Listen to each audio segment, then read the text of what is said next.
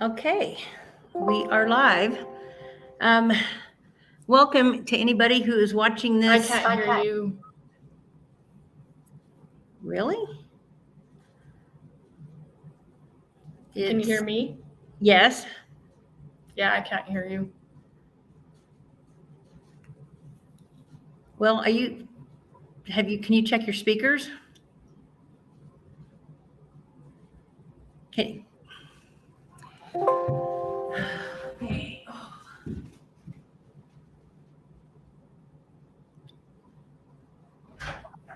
It says my mic is working and everything. So, can you check your speakers?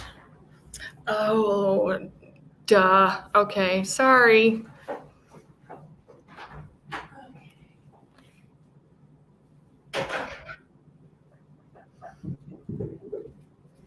Okay. Can you hear me now? Yep. Okay. Sorry about that. That was a duh on my part. um, so this is Kara Porter. I am a co-founder of the Cold Case Coalition, and this is our last event. And I need to turn my phone off.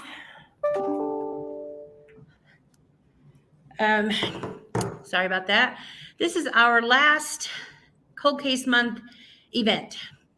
And our featured guest tonight, this is actually part one of something that we're calling Psychic Sleuths, Helpful or Hooey. And we will explain to you what part two is going to be, which is super exciting toward the end of this. So with us today is Renee Van Tussenbroek, who is a board member and an investigator for the coalition. And so Renee is going to take us through kind of a little bit of a summary and some background about the issue of, I don't even know what to call it. It's not always psychic. Maybe you can help me with the terminology. Paranormal, supernatural. There's lots of different names that people call it. Hooey. Yeah. So yeah, there's a lot of different things. So really what it is we just wanted to, as the coalition, we always want to solve the case. That's probably the biggest thing is we want to help these families find closure. And so, excuse me. And so we definitely want to try do anything that we can to get an answer. Excuse me. So we call it alternative supernatural methods of solving crimes. Why? Just like what I said, we want to do whatever we can to solve these cases. It's important to us to give closure to these families. Can I just say that the coalition does not have a position and so far hasn't really used this particular type of resource, although we've had about 14 or 15 people volunteer their services in connection with this type of thing. Yeah. And this is kind of more something that I've done it personally, that I've looked into and that I've been interested in. And I think I know that people can have their different views, and it's not whether we're saying whether it's real or whether it's not. It's more just another option that possibly could work or may not. So why not use these? You've got, unfortunately, they're hard to prove their validity. They're not always a straightforward, answer to everything. They're hard to prove. It's hard to filter out the pertinent stuff from the fluff. And by the fluff, I mean, you get a lot of things like maybe they're by a body of water, or maybe I see a bunch of trees. Well, that could be anywhere. There also, you have that risk of those people out there that are, for whatever reason, for lack of a better word, a fraud. I don't believe that every person out there that may or may not get something right is a fraud and they're purposely doing it, but that's a whole nother thing. But there are certain people and you have to look out for those. So that's another reason why you let me just say this. I mean, most people who offer their services in this realm don't charge, right? I mean, right. It doesn't mean that they might not be a fraud, but they're not, in most cases, they're not trying to do something for financial gain.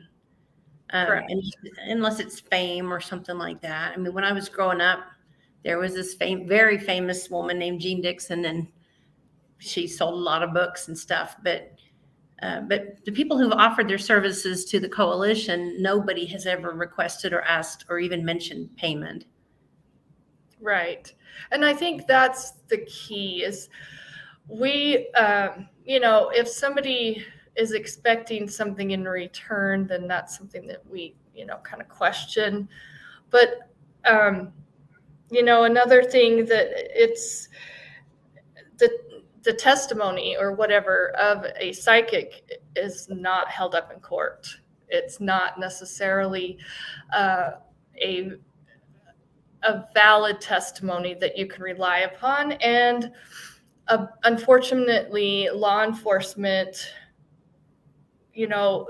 there's frequently cases, obviously, that I have, and I'm going to show you some in a minute, but most law enforcement don't go to a psychic detective right off the bat. I talked to somebody, just a person in passing talking about this, and they said, I'm sure they're just more like that's the last resort, something, they're gonna go to that because there's nothing else that they could, they've tried everything. Or the family, or maybe the family has requested it, after everything else has been tried. I think there are a lot of families that get pretty desperate and then they say, what's the harm? Right. So, and then, you get the stigma. There's a lot of stigma against, is this real? Is this hokey? Is this magic or things like that? So that kind of holds people and makes them skeptical, and just even their basic belief systems, make them skeptical about it.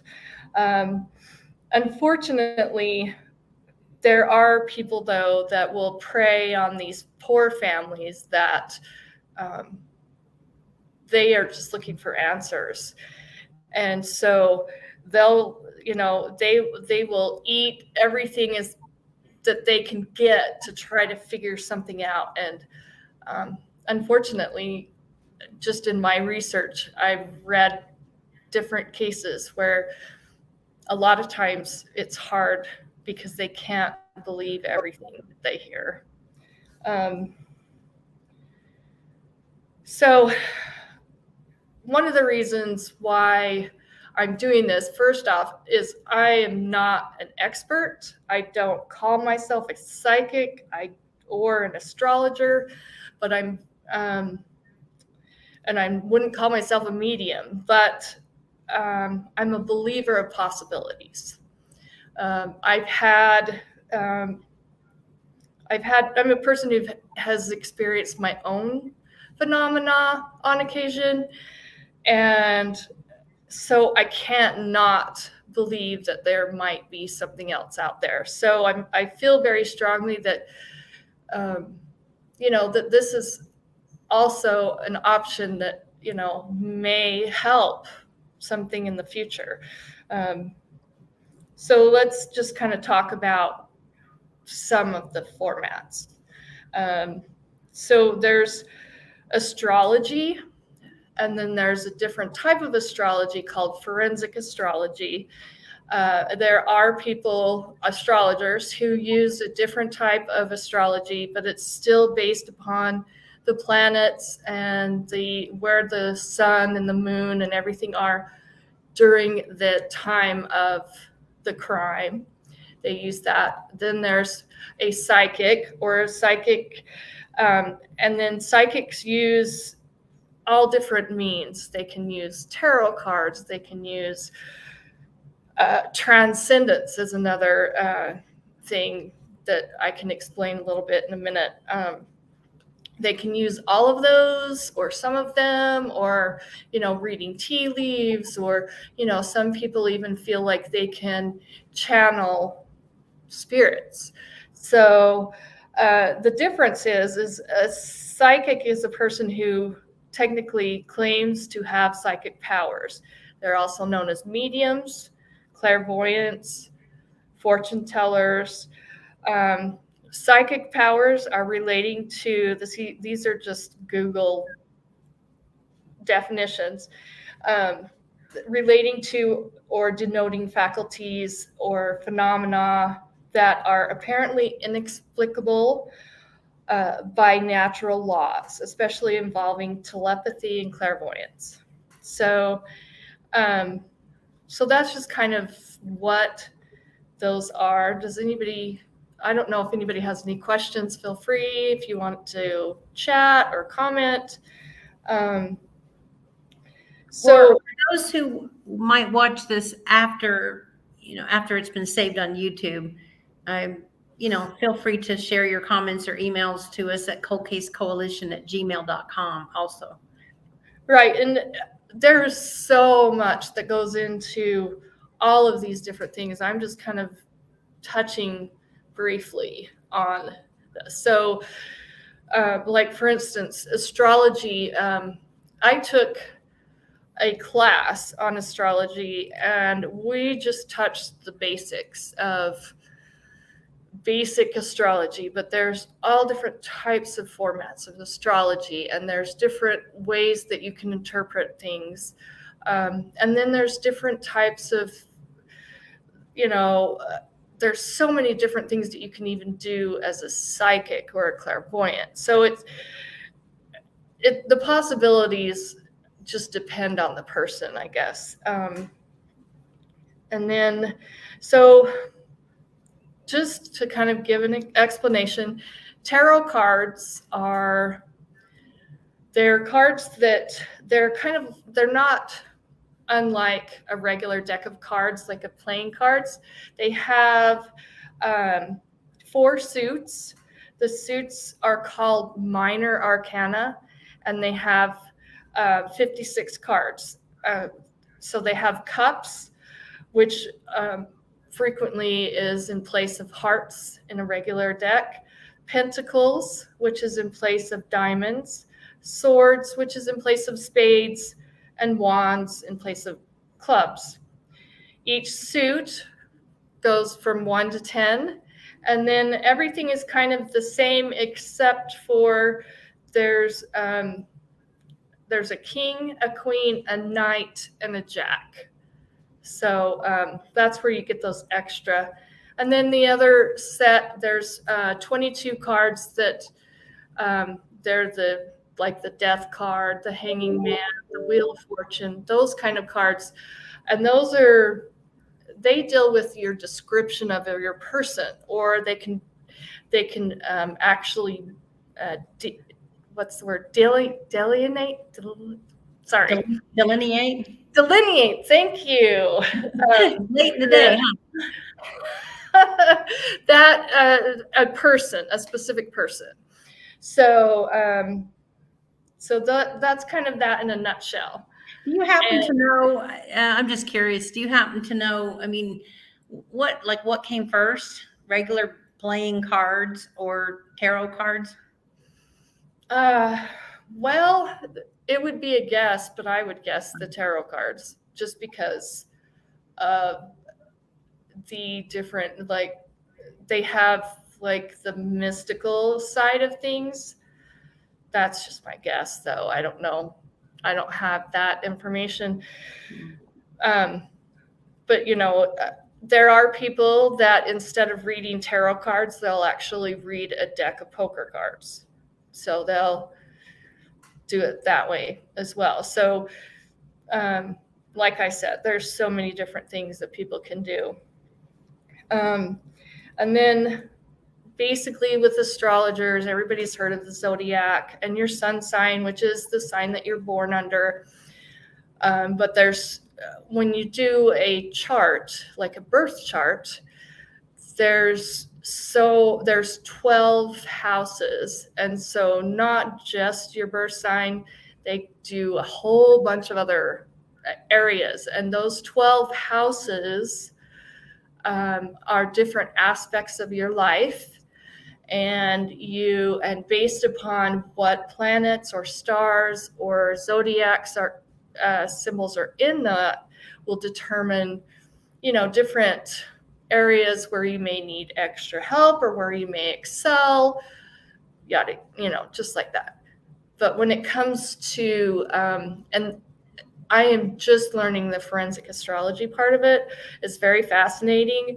But they use something similar as the birth chart, but instead of taking the data, like when you're born, they create a star chart and they take the date, the time, and the location of where you're born, and that will pull up your birth chart. And that's what determines, the exact location of all the planets when you're born and all of that. When you're doing forensic astrology, they take different aspects of the case. For instance, when somebody goes missing, so the last time that somebody was seen, where they were last seen, that is put into and created a chart by that. But the houses have a different meaning and different aspects to them. So I'm learning that, and it's a process. Like I said, it takes forever to learn all of this, but I'm really excited to try it out. There are many books. If you just Google forensic astrology, they have books that people have analyzed serial killers like Jeffrey Dahmer. I believe he was an Aries. His sun sign was in Aries, but then they look through his chart and they use their birth chart. They don't actually do the forensic part, and they talk about that. They went through, there was a ton of different serial killers that they analyzed. It was really kind of interesting in how they used that. So that kind of explains that part. Do you know I know that there have been some cases, and you're going to talk about some of them, where at least there's an argument or maybe even a statement by police that, let's say, information from an empath or a psychic has proved helpful. Do you know if there have been any yet with respect to forensic astrology? And I know that, for example, President Reagan and his wife, their travel arrangements, their everything was based on there was a presidential astrologer in the 80s. But do you know if there's been any public statements about yet? And honestly, at this point, I wasn't really able to find a lot because it's not as popular as, say, a psychic or a tarot reader or things like that. And that's something that I'm still researching. Whoops. Sorry, didn't turn off my alarm, but I will show you. So I found these two. I found a book. Let's see if I can get it up. You're getting there. There you go. There you go. Forensic Astrology for Everyone. And then there is a workbook that goes along with it. Now, I would encourage people to do a little bit more work in basic astrology before they try to delve into that. But this is what I've been working on in that. So And then I did bring, this is just a basic, well, I am not going to be a weather person. Let's just put this way. Okay, the Universal Weight Tarot deck. Universal Weight is the probably the go-to, the basic deck of tarot cards. You can find, I mean, I found a deck of cards that was a steampunk design. They have a dragon one. They have mermaids. They have all different kinds, and it's kind of like what appeals to you. And then, so that's your tarot deck. But we can get into other aspects and talking about different cases. So I have not had a chance to read this book yet, but this lady, her name is Noreen Ranier, I think is the name. She is she was an investigator for Court TV. So I definitely want to look into that. That'll talk more about, different cases that maybe she was part of. And then I was also given another book called Psychic Sleuths that I'm going to be looking at. But this book, okay, there is an audiobook that goes with it. And the audiobook was really easy. It's small. Let's see. Sorry. What is it called? Real Life Psychic Detective? Real Life Psychic Detectives by Jack Smith. And there are... Okay, Smith, I'm writing these down for people for later when we have it on YouTube. Yes, I will make sure that I write down all of the resources that I've used. But this book was, I sat and read this probably, or listened to it actually. There's an audiobook for it. And the narrator was great. But it has several cases that actually were solved by psychics. And there's one in here, and I'm going to talk about it. Just bear with me. It was about a serial killer in Louisiana, and he would go around. He had a gambling problem, and he would go around and kill old people and steal their money and jewelry and everything so he could gamble. A lady by the name of Rose, let me see, I wrote this down here. Her name is Rose Kopp, and she was the psychic. And when she heard about this, she requested to be a part of it. And of course, the police officers were like, okay, sure, right, whatever. But what is interesting about this case is this guy entered into one lady's house by actually putting a outdoor chair on top of her air conditioner. And then he climbed up on her roof and went through a vent on her roof to get into her house. And the psychic did not know any of this and said, I see a chair on top of an air conditioner. She was very specific. And then she was a type of psychic that could do transcendence. So she could take herself by meditating, and she could actually take herself to the scene of the crime. She could see, she actually described the killer, and then also kind of turned around and looked, and she actually saw a woman sitting in a car waiting for him. So it was an accomplice. And inside the car, she found all these gambling receipts. So if you think about this, the cops did not know anything. They knew about the chair, but they didn't release that information. Obviously, they didn't know that there was another lady involved. that he was a gambler. All they knew is that somebody was going around killing all these elderly people in Louisiana and robbing them. So anyway, so after she goes and she's like doing her transcendence, and she's done like this several different times, but she was able to look at the lady and follow her, and followed her to her place of employment. She said that she was a waitress. She was able to look at her name tag, said her name was Cindy.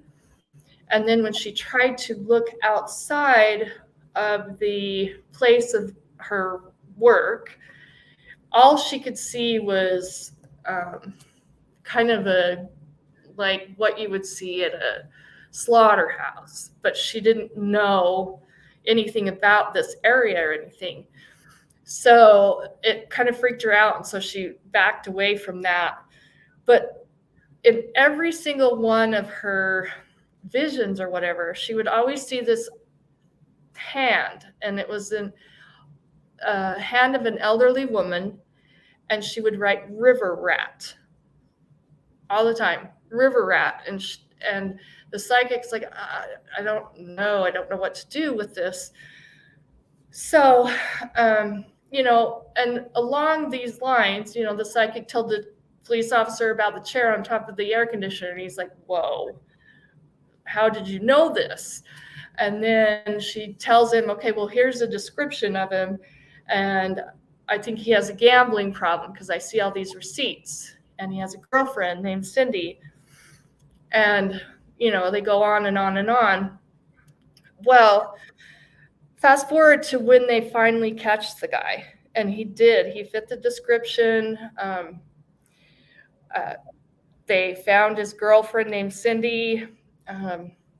But the one thing is that he knew all of his victims. He worked for them, and his victims had a nickname for him called River Rat. So they knew exactly. And so that's why she was seeing all of that. So, I mean, it's like, that's really incredible, because you're not just getting somebody saying, I see a name that starts with an F. No, maybe it's a G. No, you're getting like these specific clues of this person that doesn't even live in Louisiana. And what's really cool about it too is, it actually helped to solve the case. And let me, for the people that watch either now or later that represent the Hooey part of this, did the police acknowledge that, or are we hearing that from the woman? No, they do actually. So so not only do we have this book that I did, but I also did some research, and the case. So there's several of these cases in this book that are part of different TV shows. And it so happens that this and a couple of other cases that they describe in this book are on the TV show Psychic Detectives. So you can actually see that, and I think the network is called Freeform. You can watch Freebie or something like that. Yeah, it's like you can watch things without having to. I mean, you have to watch commercials, but it was on Freeform. And it's called Psychic Detectives, and I think you can actually purchase it too on Amazon. But several of the cases in this book were on that show, and then I think there was an actual one, and I'm blanking on the show, but it was another one on one of those like ID Network or A&E or something like that. So when you get the link for this book, you can actually look into those and do a search on them and see the TV show that correlates with it. They interview the police officers. Can I Okay, well, and I think that's good when they interview them. This isn't, I'm not exactly representing the Hooey part. I just want to explore things. Like, for example, last year for our Halloween episode of Cold Case Talk, our podcast, one of the things we did, remember, was we went into the Susan Powell police files and we read some of the different tips that had come in from psychics, and they were all over the place, right? She's here, she's there, she's there. They literally didn't have any overlap, the ones that we were reading. What do you think about that? How, if one of them were right, we wouldn't even know it. Right. Yet, I guess, but what do you think about that kind of thing? Well, and if I remember correctly, I don't think there was really anything very specific about those. They talked about, if I remember right, they were very vague. And so it's hard because you want to ask them for more information. That's what I would want to say is I would want to say, okay, so you're giving me this.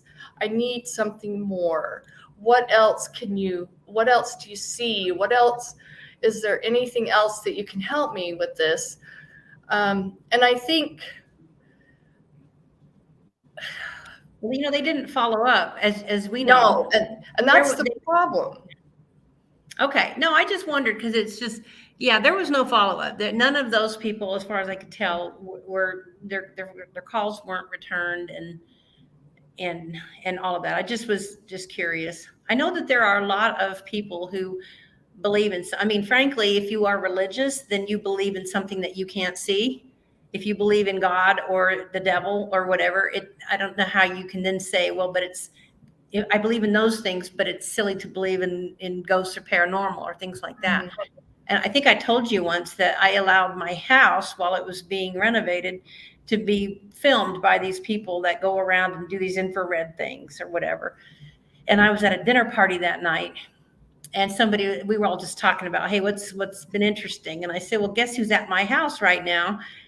These people. And half the table piped up with their own, what they believe was their own experience, and whether or not you could explain it some other way or maybe the interpretation, I don't know.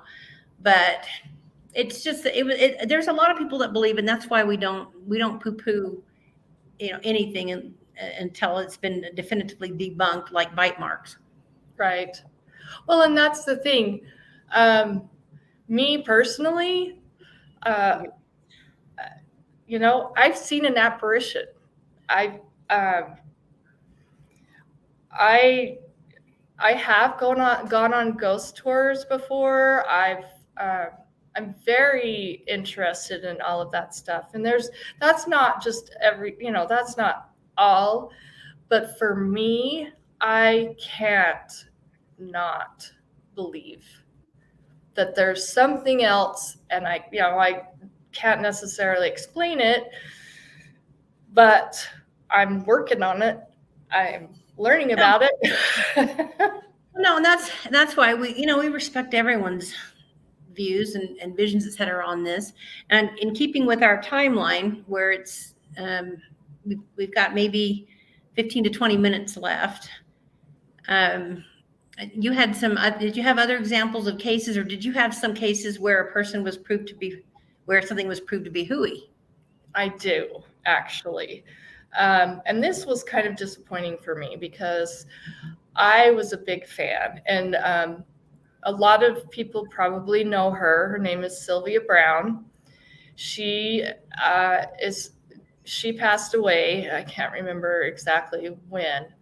But she would frequent the Montel show. She was a frequent guest on that show. And people would ask her questions about their loved ones. And she would tour the country. I even went to one of her shows. And, I was really, I think you really want, there's this side of people that you really want to believe that everybody is doing this for the right reason. Everybody is not out there to mislead people. And Before you pop the balloon, so to speak, yes, can I mention Sylvia Brown's involvement in one of our upcoming huge projects that we're doing, which people may know that we have been working on the Langston triple murder for a couple of years now, and we have putting it into a 7-part podcast. We have the Layton Police Department has agreed to do DNA testing, which we're paying for. It's a huge case that we are into. The family went on Montel's show, and one of the things from this podcast is going to be what Sylvia Brown told them about that triple murder. And we're going to, we'll see. But tell us what kind of popped the balloon there. Well, okay, so there are several. I believe there's actually a website now that's out that talks about different cases that she was completely wrong.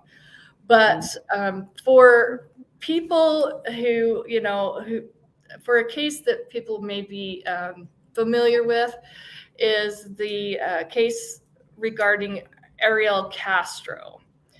Ariel Castro was a person in Cleveland, Ohio, that kidnapped 3 women, Amanda Berry, Gina De Jesus, and Michelle Knight. And he kept them hostage in his home for several years. I believe it was like 3 years. It was a lot of years. It was a long time. And those women went through horrible things. And one even became pregnant. The other one of them was forced to have an abortion. It was awful case. So during this time, Amanda Berry, who was one of the girls, her mother went on the Montel show and asked Sylvia where her daughter was. And Sylvia came right out and said, "Your daughter is dead." And of course, this is devastating. And then, like a year later, one of the girls, I believe it was Gina De Jesus, escaped, was able to call the police, and they were all found alive. Sylvia Brown did not do a lot of interviews after that. She still did shows, and she still had a huge following. But there were definitely chinks in her armor, so to speak. And honestly, I'm not saying whether she was or she wasn't psychic, but for me, what I think could have happened is the fact that you have this gift, and it gets to a point where you can't control the other aspect of it. And that's what I would hope. I would hope that she's not the charlatan that would come out and just mislead all of these people. But, that's unfortunate. She picked statistically, because it was a lot of years. I think it was closer to 10 than to 3, I thought, but I can't remember. Yeah, I think you're right. Sorry. So she came up with what the statistically likely answer, and it wasn't likely that somebody was going to come out and contradict her. But I mean, it's an interesting thing because and a lot of it really does depend on how a person what they were brought up to believe, or what they believe.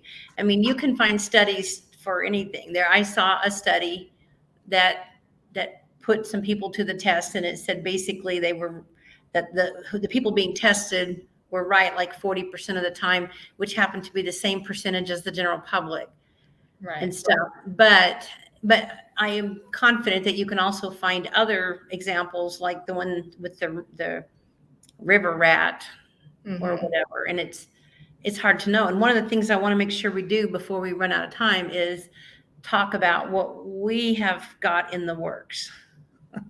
Yes. I'm excited about it. Well, you know what? I think we should. I don't think we should give any names right now, but I think it's kind of exciting that what we've put together on this. Yes. So do you want to take the lead or do you want me to? Well, I sort of devised, okay. Give your background a little bit too. So. Okay. Well, my background, okay, as a lawyer, okay, I am used to things that can be documented and that you have to be able to say, okay, subsection A, subsection B. I mean, that's how I make my living. So when we were presented with an opportunity of someone who works with, as we understand it, a couple of a police department in Nevada and a police department in Utah, and maybe more.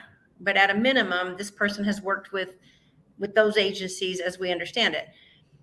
And to our happy surprise, she is willing to what would you call it? Put herself to a test. Yeah, so we I think what we want to do is just kind of test the waters.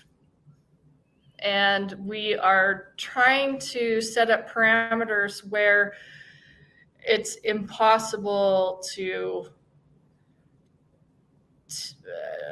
cheat, for lack of a better word. No, that's the thing. I mean, look, people who think that it's helpful are going to continue to think that it's helpful. It's really more if these are some of the parameters that we have worked out and that this person has agreed to. I mean, or is, we're still working out the details, but I have put together what I think is a test that people who think it's hooey might have to at least look twice if it works, right? Now we wanted to be fair because we didn't want somebody to be able to say, well, it didn't go well because there was a non-believer, present or something like that. So we have arranged bad energy. Yeah, I mean, bad energy, or you were blocking. I don't know all the terms or anything, but we wanted to avoid that suggestion, whatever. So this, and I hate to even call it an experiment because it's not. It's a measure, and we're thrilled that she's willing to do this. But in essence, what it'll be is one or more persons who are, well, you'd call yourself a believer, right? Didn't you say that? Yeah, open to believer in possibilities, I think you said.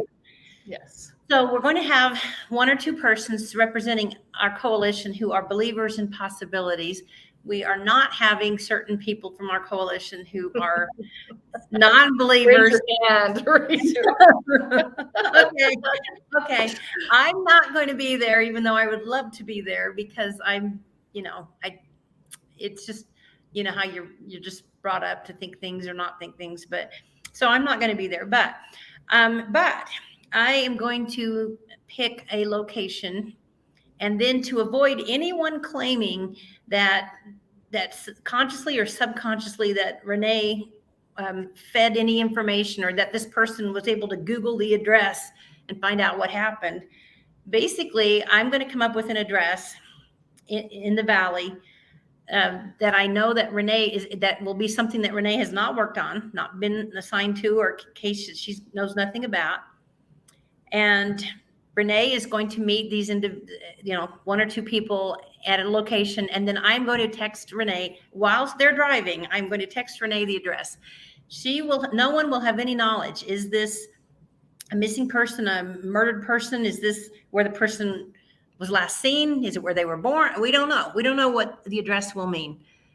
And and then they're going to go there and see what happens. And we're going to video it. Oh yeah, and don't forget. Yeah, that's right. And it's going to be videoed. No editing, no nothing. I mean, we are really thrilled that this woman, who, like I said, has and is working with a couple of police departments, is willing to do this. I am really stoked about this. Just one way or the other. Anyway, so that's going to be coming up. There was a conflict. We were hoping to do it during Cold Case Month, but there was a conflict, a scheduling conflict that we couldn't get around. But probably in the next month or so, you think? Yeah, I think so. I definitely hope to have it sometime in September. Yeah, it's going to be awesome, and I'm super excited about that. Oh, I'm super excited. I can't wait. Well, that's the thing too. I feel like we're trying to be neutral on this. You know what I mean? We are trying to be neutral. I'll tell you, if this person can figure out something amazing, knowing nothing about an address that you don't know anything about either, and all that, I mean, that to me, I'm not going to just ignore something like that. You know, I was telling somebody these are the parameters I think we'll set for this thing, and she said, well, if that produces results, I'd have to give that some serious thought. So we're trying to be fair.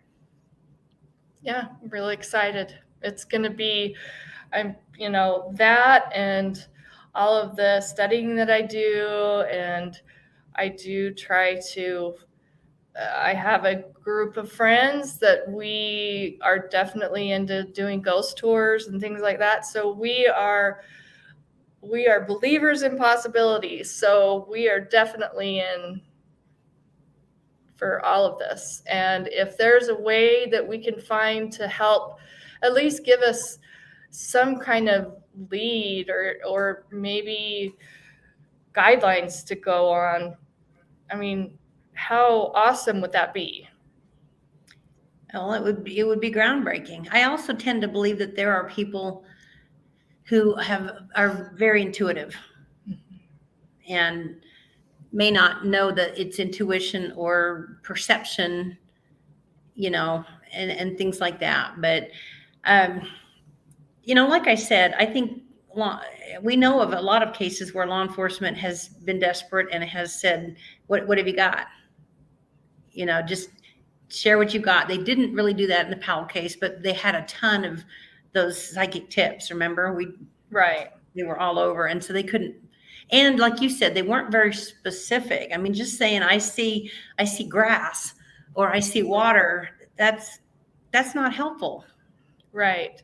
And that's why you want to delve deeper and have this person, if they are, like the example that I gave you, she did her transcendence or whatever you want to call it. She had several different episodes of that to come up with these things. But the one constant was that river rat, which was really kind of exciting to think about, that she was actually communicating with one of the victims. So that's pretty darn specific. I mean, that's specific enough that you would think that she would herself be investigated. I mean, when I was growing up, hey, there was a song by Cher, one of her first solo songs, Dark Lady.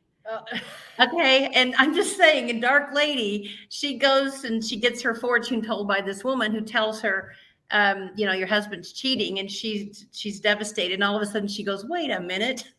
He's cheating with the psychic. Oh, I mean, that was. I think I remember that song. I'm trying to remember how it goes. So. Oh, I will sing it at a later. But I understand she kind of. It was an interesting one where the person knew something, and. Yeah, that's another thing. It's like, okay, is this person psychic or is this person part of the, does he need to be investigated, he or she, so definitely. There is for anyone who likes the TV show Monk, there is a pretty cool Monk episode. I'm just saying where he's having to try to figure out is this person part of it, or are they a good guesser, or is there something more there? I enjoyed it a lot. But so that's going to be our part 2 of our Psychic Sleuths, Helpful or Hooey. Very excited about that one, and we will give plenty of publicity to that and to the person who is assisting us with that. Yes. And then we will see where that goes. Any questions from anybody? I don't know. Can you tell how many people? Oh, we've had some comments and just some things like that, but I don't think there's any questions. I think it was a good primer or primer. I don't know how people pronounce that, for people to as a nice setup to our phase 2. And so, and to round out our cold case month, which has been extremely active this August. Yes. So, yes. So I think what we'll do is we'll call it for now. We'll get ready for part 2. Yes. So excited! I can't wait. I can't wait either. I am super stoked. This is one of the cooler things that we have done. All right, so we're going to end this, and thank you again to anyone who watched live or who later watches on YouTube, and get ready for part 2. And I will be sure to post the books that I have and the articles that I've researched, and I would love to hear emails from people that may have other experiences that maybe we can talk about on part 2 or go from there.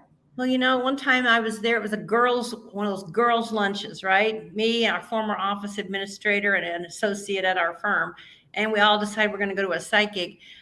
I conclude the psychic is Hooey. But one of the other women totally believes that her husband's having an affair, and I'm telling you, it ended that marriage. Now, maybe that was a good thing. Yeah, actually, I think it was, but I'm just saying, there's plenty of room for all views. So, and I just love to hear other people's stories, just different things that people have experienced, because it's happened to me. So.